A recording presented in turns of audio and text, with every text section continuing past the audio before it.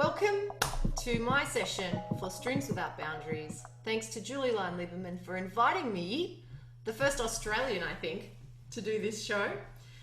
My topic is 21st century new music skills, bridging acoustic and electric violin techniques. Now, it's not me personally that's bridging those techniques, it's my composers. So I've commissioned composers for about 20 years to write for different instruments made by my husband, who runs a company called Spur Violins. As you can see here, I've got this interesting looking semi-acoustic violin. I'll be talking about the painting of that later on. And I have a traditional acoustic here, also made by my husband, Paul Davies. And I use this for my day-to-day classical music, old school life. So in this session, I'll be discussing 10 of my pieces that have been written for these various instruments and the different techniques that the composers use to make new emotions come to life. So also, contemporary classical music doesn't have to be harsh, atonal, violent, aggressive. It can still be really beautiful, it can be tonal.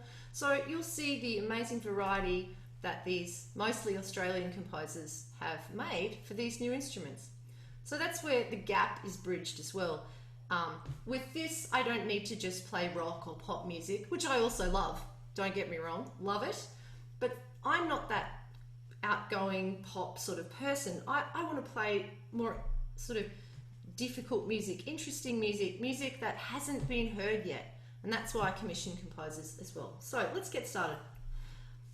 The first piece I have is written by a composer who actually studied in the USA. He studied film composition. He's called Anton Kosh. And he was the first composer I ever commissioned in year 12. I'm not embarrassed to say I actually had a crush on that boy. So we're actually really good friends now, which is nice. So this piece he's written for the semi-acoustic violin and for a delay pedal. Now, again, classical musicians, they're not that comfortable using technology. But if the composers just keep it simple, then classical musicians have an opportunity to just try out a few new things, and then they're not so scared of it anymore, which for me personally was really fun too. So this is called Entrada. I usually start off a program with this piece because Entrada means entrance. So I can't really put it anywhere else in the program. So I'm just playing a small excerpt here. I'll drag the file into the chat. So if you want to look at it, just click on it. You'll see it come up in the chat. So if you go down and press chat, you'll see that there. You can click onto it and follow along as I play. So here we go, Entrada. I won't play the whole piece. I'll just show you how, when I play the notes, I'm affected by what comes out of the amp. So the more effect I have on, the slower I have to play it. So that's always good too, to have a listen to the room to see how that informs your interpretation of the piece. So let me just see. Okay, so a little bit of Entrada by Anton Kosh.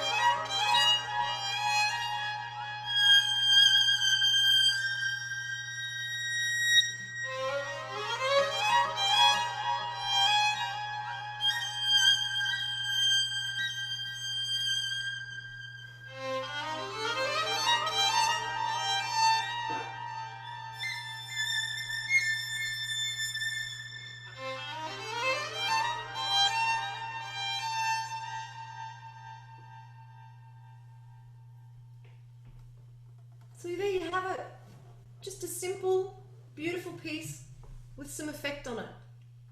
Not scary at all, classical musicians. It's fine. All right. So you'll notice on the file that I sent, those of you who are looking at it, it's very messy. There's a lot of scribbling on it. I've played this piece a lot, and Anton and I are in the process of editing all of these pieces I've commissioned. There's about 40 of them, and we're going to make them all look beautiful, making all the corrections. So if there's any piece any of you feel like you want for yourself, then we're in the process of making a whole book. But if there's just an individual piece that you'd like, take down this email address, because you need to email me. You can have any of these pieces. I'll organize it with the composers. I mean, I think you'll have to pay, but it won't be very much. gmail.com. There, that's me. Now we're all connected. So the second piece I want to talk about is a very interesting, strangely old-fashioned piece written by one of Australia's great educators. He passed away recently and we're all devastated. His name was Richard Gill, and Richard made it possible for every single person to learn music properly, because he believed that everyone could learn the skills of music writing and understanding music. He was such a great guy. The piece he wrote for me is in a very interesting style. I don't know if you've heard of Arnold Schoenberg. Schoenberg decided that he didn't like romantic harmony anymore, even though he was extremely good at it. So this is the early 20th century. He decided to turn the whole thing on its head, and he decided that random notes, 12 tones in a row, can pull them out of a hat and make a tone row. And then you compose your music from those randomized notes. I'm going to pull the file into the chat for everyone to see. There's 2 files. And on the second page, when that loads up, click on the second page when it comes up, and you'll see his handwritten tone row. And what he said is, the tone row is used strictly at all times. There are 3 variations within the row and 1 midpoint retro inversion plus 1 substitute note position. Now, it all sounds very mathematical, and it is mathematical, and it sounds random and strange and weird. But the most amazing thing he did was he used the framework of Johann Sebastian Bach suites. So you've got this incredible dichotomy in the piece. You've got really weird early 20th century sounds in the framework of a Bach suite. As you can see, one movement's called Allemande, there's a jig, there's a gavotte. So I'm going to play you a short part of the Allemande and the gavotte. They're extremely short pieces, as they were in Schoenberg's time. And what I first want to do is talk to you about, I said to Richard, Richard, this piece sounds really weird, but you've written it like Bach. Am I supposed to play it like early music, or am I supposed to play it like Heifetz in the early 20th century? How do I play this? And he used to call me Serzi, and he said, Serzi, just play it however you want. So because I'm quite into Baroque music and Baroque bows as well as modern music, I thought, I'm going to get my Baroque bow out and I'm going to play it like I would play Bach. So the first thing I've got is 2 bars of Bach to show you, if you can see in your first file, the slur patterns that Richard chose are just like the slur patterns that Bach chose. So for example, I'm going to play a bit of Bach. You'll notice that there's semiquavers, 2 and 2, grouped together in a slur, then 3 and 1. And this is a very common practice that Bach would do. And Richard did this as well. So this is 2 bars of Bach for you to see.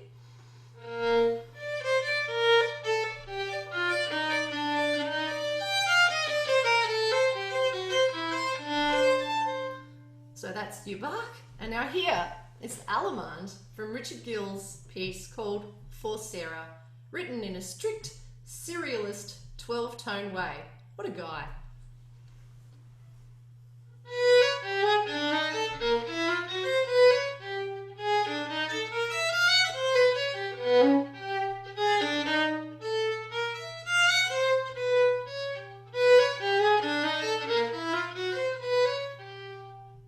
And a second excerpt it, the gavotte.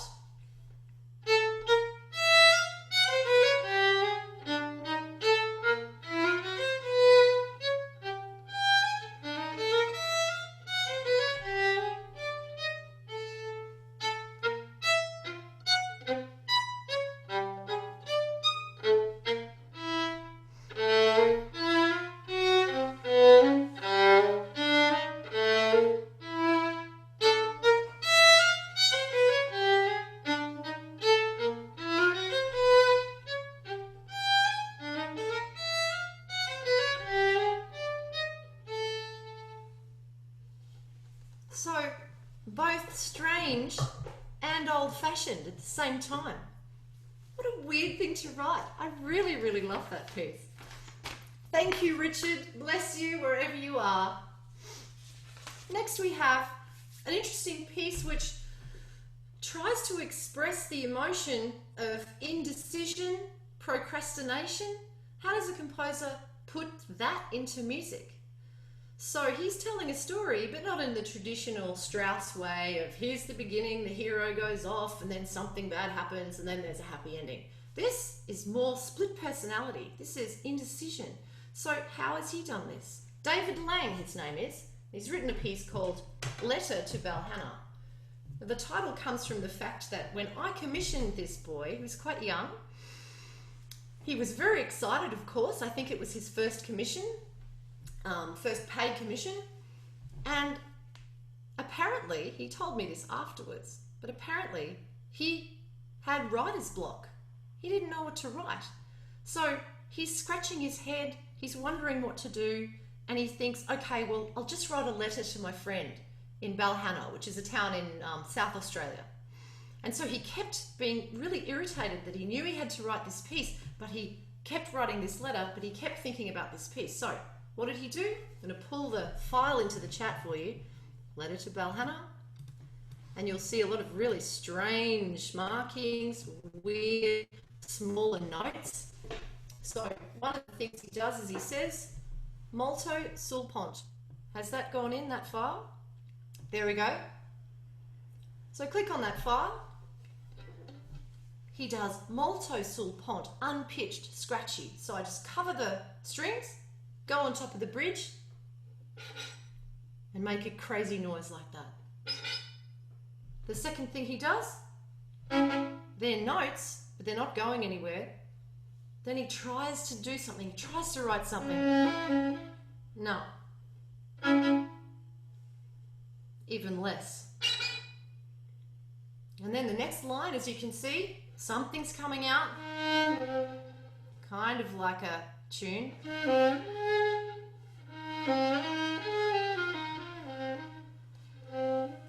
No, he's run out of ideas again. Nothing. Okay, with expression, more confident. Come on, I have to write this piece.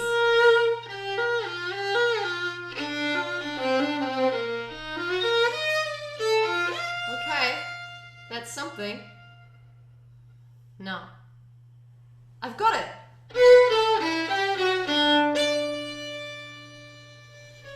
No. Nothing yet. Back to the indecision, the frustration. Nothing's coming.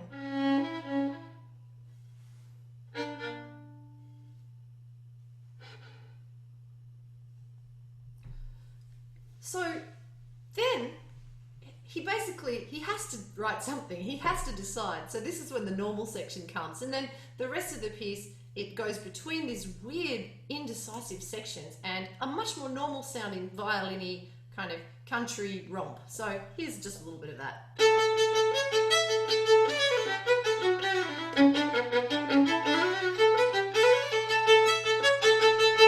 So that just goes on, swapping, indecision, okay, I'm writing it, and the whole piece ends up feeling really frantic. It gets faster and faster towards the end, and to me it felt like my personality actually. The weird sections made me feel I don't have any confidence. If any of you are performers, you understand this feeling. You have to get on stage. You have to play. You have to play the notes in front of you. There's so much pressure, so much pressure. but inside, you're dying. You feel like you don't belong on that stage. Everyone's felt that. So I love this piece because it's, even though he has a story about it, I've made it my story. Those weird bits, that's how I'm feeling inside. And the confident bits are the things that I pretend I'm feeling, you know? Fake it till you make it, everyone. That's the lesson here. So that was David Lang, Letter to Valhalla. Don't forget, get in touch if you want any of these pieces. The next piece is so special and so funny and so fun. I'm going to pull in the first thing, which is the cymbals that this man has used. His name is Andy Aronovitz, and he came to one of my shows. I met him afterwards. I knew he was a composer, and I said, you're a composer? Write me something. I'll pay you. This is what I say to every composer. Or I used to. I think I've run out of money now. So the cymbals are quite simple. If any of you are classical musicians, you've seen these cymbals before. They're not scary. There's nothing too complicated, but they're extremely effective in this piece especially. The second file I'll pull in, the piece is called Harpy. If anyone knows what a harpy is, it's a mythical creature from ancient Greek mythology. The harpy was sent to snatch food out of this Phineas's hand as he's trying to eat in a banquet. He was being punished by Zeus for gossiping or something. And the harpy is this crazy screeching bird woman. And so some of these cymbals really help you get that screeching, crazy bird, scary woman out. So the first cymbal, as you can see, is a box, and whatever the music was before the box, you just improvise that for a certain amount of time. You just repeat that little phrase. The second cymbal, just find a note and go.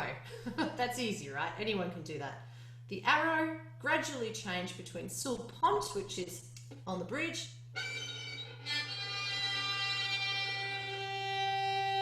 becoming more normal. The next one, left hand pizzicato, that's an easy one. Bartok pizzicato, which is where you pull the string and it slaps back against the fingerboard. Bass players do it all the time. Very, very intense sound. The diamond, which is a harmonic, but if you do it anywhere, it's quite eerie and really frightening. And then the triangle getting louder. It's like a crescendo.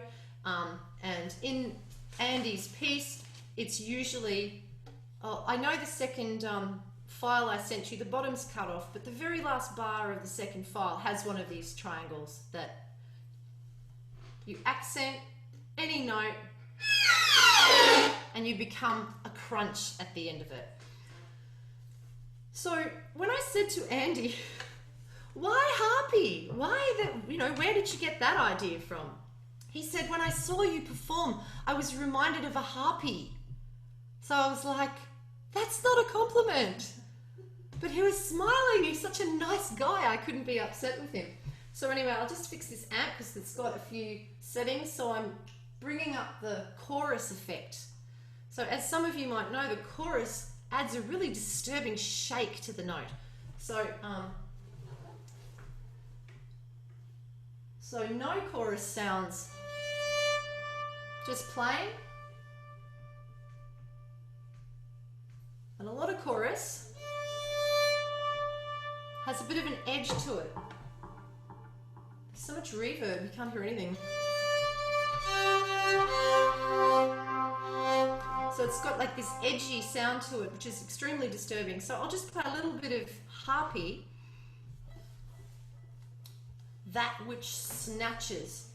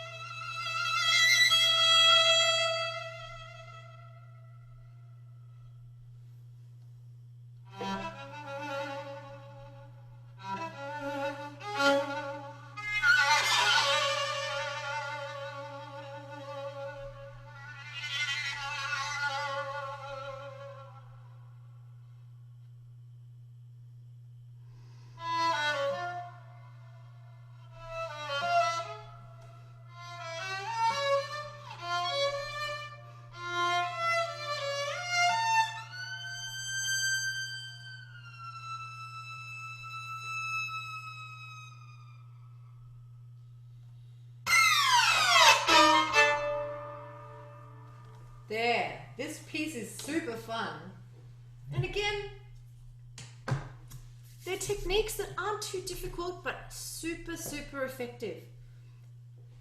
So if you want to see any of these pieces being performed, they're all up on YouTube. They're all live recordings. You know, they're not 100% perfect, but they're really interesting if you want to see all these different pieces. So you've got the names of the pieces. Just look up Sarah Curro YouTube and you'll see all these amazing different pieces that have been written for me and these instruments over the years. So go for it. Next we have an extremely clever piece. It's called JFK LAX by Christian O'Brien. And Christian O'Brien was another person who studied in America. He got an opportunity to be a part of a film composition workshop in New York City, and it was just so exciting for him. He started a band called Alpine. Alpine's done pretty well. It's an indie band, and he's the founding writer of it. And anyway, I asked him to write a piece, and he ended up being stuck in transit. Now, we've all been stuck at an airport, and the emotions that come to mind are boredom, frustration, powerlessness, extreme irritation. You can't do anything about it. So how does a person write music to describe that? Christian does the most incredible thing. He uses intervals that used to mean something totally different in romantic music. So he uses sevenths and seconds that don't go anywhere. So he uses major. Oh, wrong violin. Hold on. It's important. Get the ugly chorus off. Hang on. Okay, so he uses major sevenths. Here's a major seventh. Now, in the Romantic period, the seventh leads us upwards and outwards, and the seventh does all these incredible things. What he does here is he grounds it, he grinds it to a halt by adding the A. You're stuck. You're going nowhere. And again, look, the whole first line is the same. The pause markings, where you stop, he randomizes them. He puts it here this time. He's not going anywhere, he's completely stuck. The second line, he uses the same notes in just different orders. Resting on the second instead. It's not leading you anywhere, it's just round and round in circles. The crescendo, it's like, okay, I'm frustrated. No, back to quiet, not going anywhere.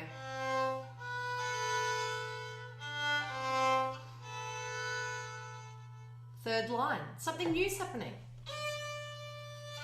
What is that? Christian told me he saw some kid getting into trouble over there in the corner and he was distracted. So he thought he'd write it into the piece. So far, that's the highest note in the piece. It's like, but no, back down to C. Back to being grounded at the airport. Now this repeats, crescendos. To me, they're just like, they're sighs of frustration. When the fast section comes, he doesn't change the intervals, he just puts them up an octave. There's the major seventh.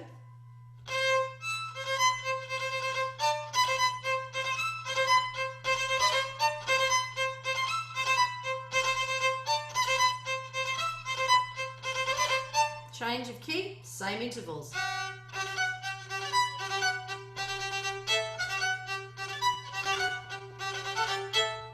So this piece does that for 6 minutes. And by the end of it, you're just as frustrated as he was at that airport. I think it's an absolutely brilliant piece, an incredible experimentation with very unusual emotions for composers.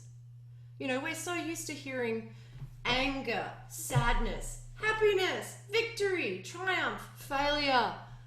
But this is boredom, frustration, and powerlessness. I mean, I don't know anyone else who's written about those emotions.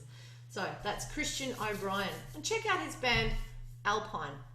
They're very, very good. Very weird, indie, beautiful music. He's great. Okay, so what are we up to? We're up to Desolate Land by Jordan Hallisey. I'll pull in this file. This is probably the most normal piece that I've got, but the experiment here for me is I could play it normally on the acoustic, and I'll play you a little bit of that. The title, Desolate Land. So desolation, emptiness, a little bit like powerlessness, I think, but it's more kind of depressing, I think, the emotion here. The harmonic notes, it's sort of like Middle Eastern style music. You're reminded of Jewish music or Arabic scales. And in the sense that you could play it on an acoustic and play it very romantically, which I'll just show you a little bit of. And by the way, Jordan was in year 12 when he wrote this, and he's a trombonist. But he doesn't compose anymore, I don't think, which is very sad. So, I'll just play one line or two of this with the acoustic and how I would play it using an acoustic violin. So I performed this both ways.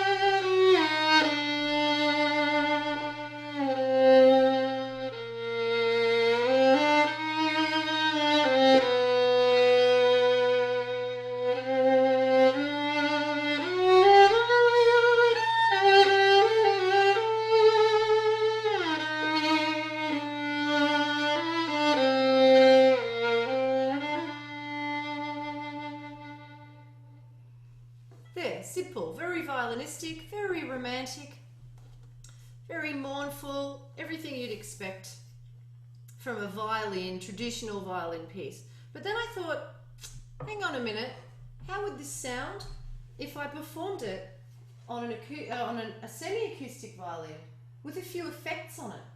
And the point of doing that is to see if I can find more desolation with the effects. Because with an acoustic, as you know, as some of you know, you've got to press, you've got to use vibrato, and your bow's going to run out a lot sooner than if you've got effects behind you and supporting you. So this is the version. I'll just play the same music again. This is the version and how these effects influence the way I play this piece.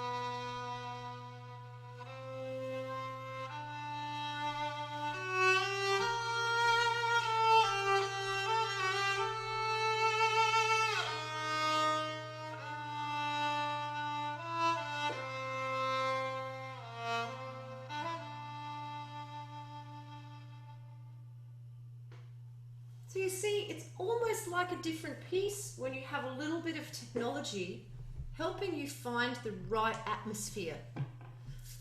Either way is fine, you know, who cares which way? But personally, I feel like I can create more of that desolate feeling because it's more sparse, it lasts longer, and there's more of an an atmosphere underlying it, rather than a core sound with lots of vibrato.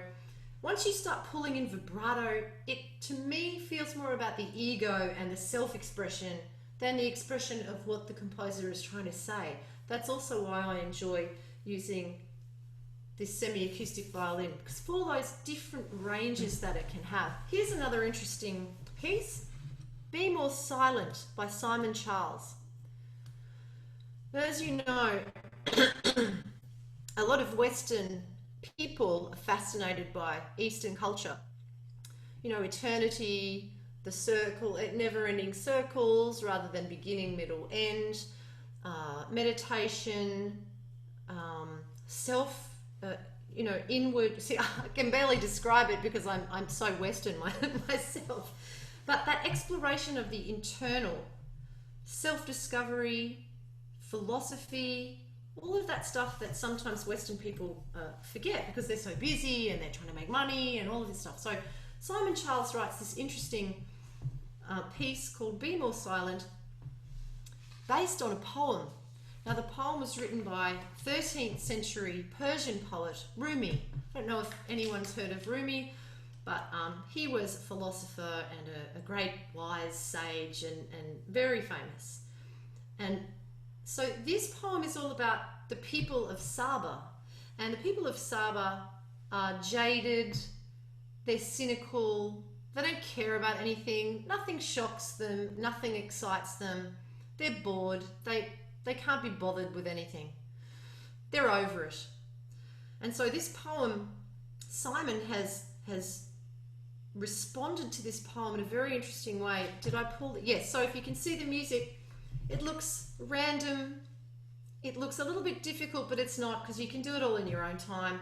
You've got intervals again like sevenths that don't go anywhere. You've got plinky things. It reminds me of when you're trying to meditate, but these thoughts just come in and they're annoying, so you just let them go. But it is a very reflective piece. Anyway, I'll just read the poem. It's not very long. It's great. I love it. The people of Saba feel bored with just the mention of prophecy. They have no desire of any kind. Maybe some idle curiosity about miracles, but that's it. This over-richness is a subtle disease. Those who have it are blind to what's wrong and deaf to anyone who points it out. The city of Saba cannot be understood from within itself, but there is a cure, as individual medicine, not social remedy. Sit quietly and listen for a voice that will say, be more silent. As that happens, your soul starts to revive. Give up talking and your positions of power. Give up the excessive money. Turn towards the teachers and prophets who do not live in Saba. They will help you grow sweet again and fragrant and wild and fresh, and thankful for any small event. I think we all need that poem, don't you? So the way he does it too is he puts a lot of rests in there. And if you can see some numbers in there, there's 6 and a line. That means just hold that note for eternity. I mean, 6 seconds is a long time in showbiz. I can almost do a full face of makeup in 6 seconds, you know. So I'll just play a little bit of this one. You'll get the idea very, very soon. Again, this is very sparse, but there's not too much emotion in it, I don't think. It's a very interesting exploration.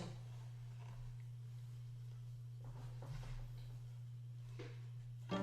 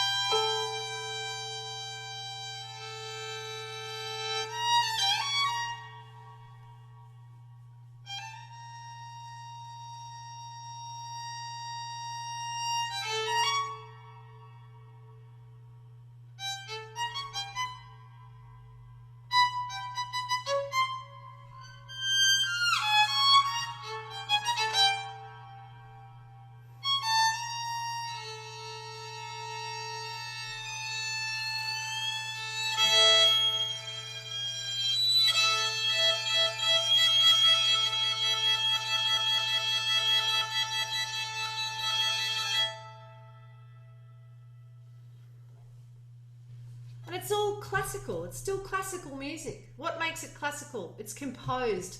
I didn't write it and I'm not improvising it. So far we've seen, what, 7 pieces, totally different pieces, but still sound amazing. Not too jarring, not too crazy, not too random. They mean something very specific. And they are right for now because they address emotions that we have now that people in the Romantic period sort of didn't quite have. Cynicism wasn't really written about in the Romantic period. As far as I know, I could be wrong about that. So, the next piece we have, I'm going to pull in the file. Jane Hammond, beautiful lady. She wrote this piece quite a long time ago. I've played this piece pretty much almost more than any other piece. It's absolutely beautiful. As you'll see, but in the file though, it looks really weird. It looks like there's some random things, some special effects, and there's a backing track. So I'm going to share my sound with you. It has some notes in it. It has E's throughout it. So as that backing track plays, I'm expected to weave in and out of those sounds randomly. So it gives me an opportunity to improvise where I put those notes. So every time I play it, it sounds different. It's just fantastic, this piece. I can play it as fast or as slow as I want, find different moods in it every time I play it. And this is pretty much a rare opportunity for classical musicians to have that freedom to improvise. And I'm pretty sure I can't do this at the same time, but I have to do some weird things. Quarter tones.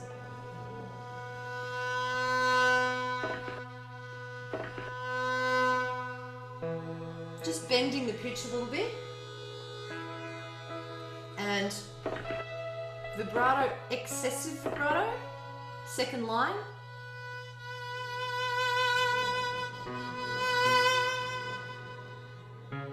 And you can see after that the pizz, the beam on the top of the pizzicato is wavy. So it gives you this mental picture of just do it in waves. Don't be in time. Free yourself from that idea that you've got to play exactly what's on the page. This is very good for classical musicians. And the melodies are absolutely beautiful.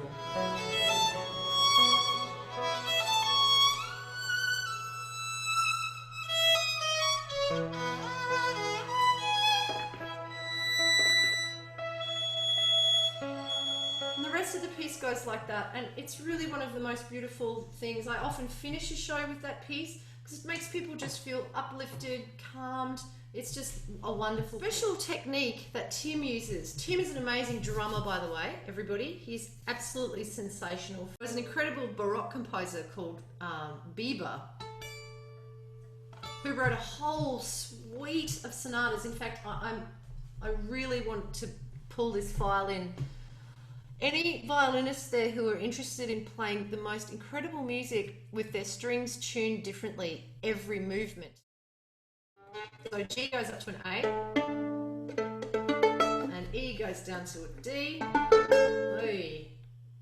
Okay, here it comes. I get my Baroque bow out for this.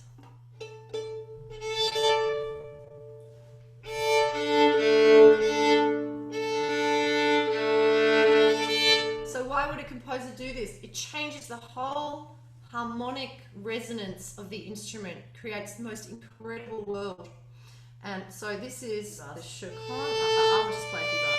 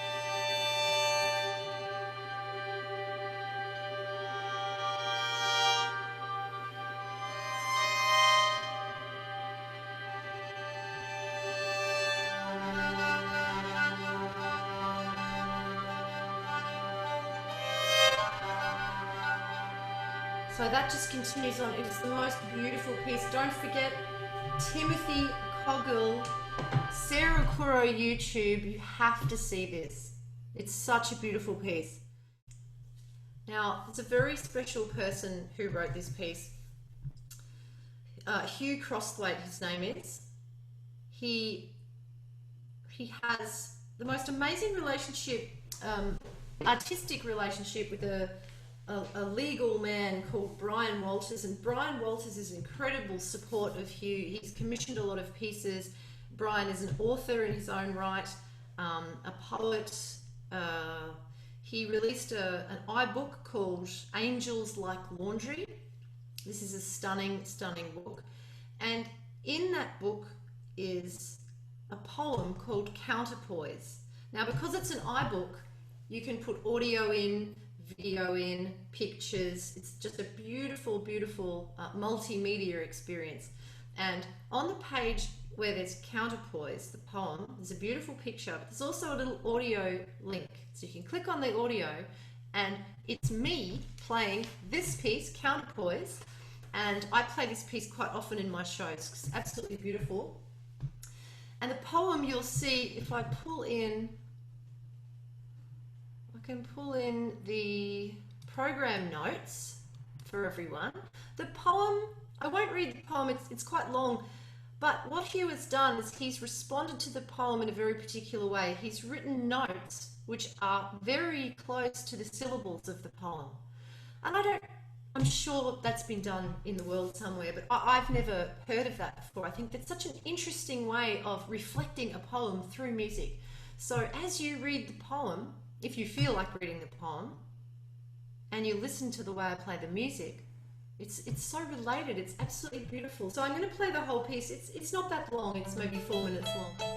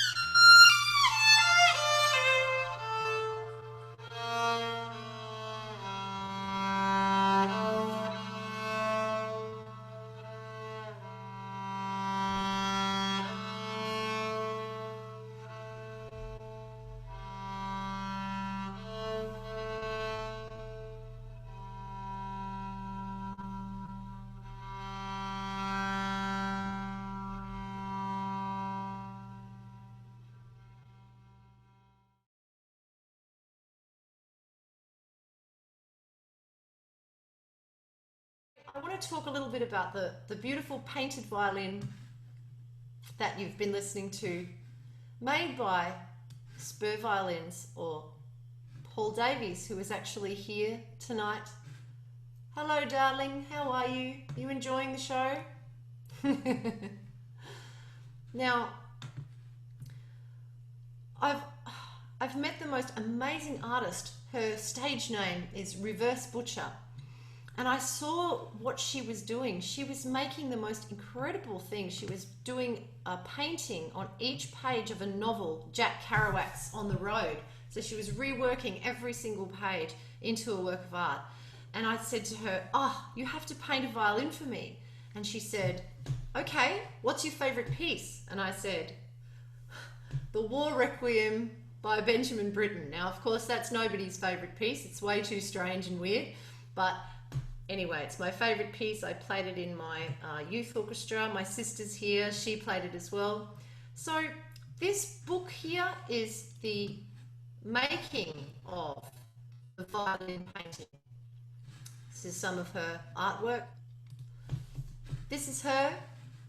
She's very alternative. She's wonderful. So there's some of her work. This is On the Rod, Jack Kerouac, totally reworked. Every page looks like this. She's transformed an entire novel and made it a work of art. There's a chapter here on, if you're not familiar with iBooks, every time there's a bold word on it, and you go to glossary, and you've got every single bit of information you need. And that helped me when I was reading a few of Brian's books, actually, because he's a lot smarter than I am. So then you click done. All right, now the most amazing thing about this, there's Dad. That's my dad. He passed away last year. He was an amazing educator. And he's in this book because all the sound clips that I've included are from his youth orchestra, which is 54 years old this year. So he's not with us anymore, but the youth orchestra is still going strong. So all the audio comes from short clips from the youth orchestra when both my sister Monica and I were playing. Here is an essay that the artist wrote about the creation of the artwork. Here are some of the graphic scores. So I'm not sure if you're familiar with graphic scores. I think John Cage experimented with them. Basically you draw a picture. I think they were round mostly, and the musician was supposed to respond to the picture. So it's an improvised thing. The idea died out, but of course this artist is very interested in graphic scores because she didn't know this piece of music, and as soon as she started listening to it, all of these pictures just came into her head, and she created 9 graphic scores to go onto this violin. I had no idea what she was going to do, but I hoped she was going to do something like this. She's also a poet, so as you can see, there's some of her poetry which she created out of the poetry found in the Requiem by the World War I poet Wilfred Owen. So as you can see, we've got the Latin from the Requiem Mass, the English translation, and the sound file. But as well as that, you've got the same sound file and what this artist created from listening to this piece of music. So I'm just going to play you one clip. This is the Dies Irae from Benjamin Britten's War Requiem. It goes for 20 seconds. This is what came out of the artist. This is where it appears on the violin, and that's a larger picture. And you can see the real thing. Well, you could if I wasn't screen sharing. Okay, so just a tiny little bit of this.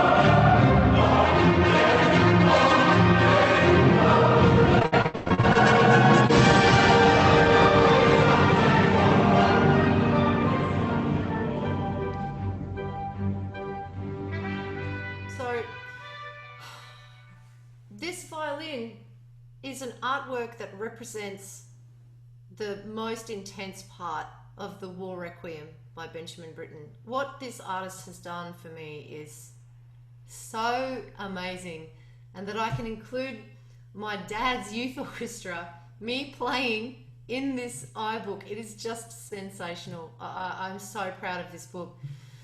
Here is the poem by Wilfred Owen, World War I poet. So you get the full poem, and what's in blue is what appears in the sound file. This goes on. You can see that's every single section of the violin. Lots and lots of sound files. Yeah, so I'm really proud of that, and that's what I do with all my money. I ask composers to write pieces for these instruments. I ask artists to make me things, poets to write me things, and honestly, it has been the most amazing adventure, and it is all part of the classical tradition. For listening, and I've so enjoyed this. I really appreciate you all. If you want to get in touch, please email me, sarah.curro@gmail.com. Any questions that you didn't ask, you were too shy to ask, just send me an email. If you want any of the music, I can arrange for you to buy that. Jessamy Caitler is here. She wrote the most beautiful piece of music for a backing track that sounds like a full orchestra. She is just a genius. Yeah, so if everyone is satisfied and ready to go, this session has now concluded. Thank you very much, everybody. Thank you so much.